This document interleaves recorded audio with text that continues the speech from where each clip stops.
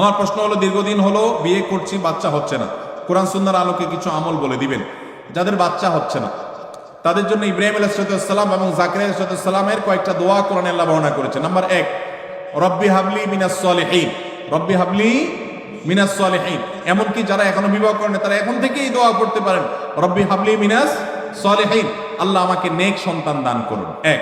Number 2, রব্বি হাবলি মিন লাদুনকা যুররিয়াতান তাইয়্যিবাহ ইন্নাকা সামিউদ দুআ, আল্লাহ আপনি পবিত্র সন্তান দান করেন কারণ আপনি দোয়া শুনেন। নাম্বার 3, রব্বি লা তাজআলনি ফারদা ওয়া আনতা খায়রুল ওয়ারিসিন, রব্বি লা তাযারনি ফারদা ওয়া আনতা খায়রুল ওয়ারিসিন, আল্লাহ আমাকে একা রেখে দিবেন না, আপনি সর্বোত্তম ওয়ারিস। 3টা দোয়া শিখিয়ে দিলাম, এগুলো বেশি বেশি করে পাঠ করবেন।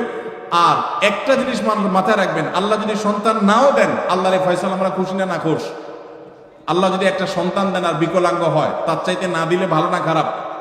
অতএব আল্লাহর ফয়সালাকে মেনে নেওয়ার মানসিকতা থাকতে হবে।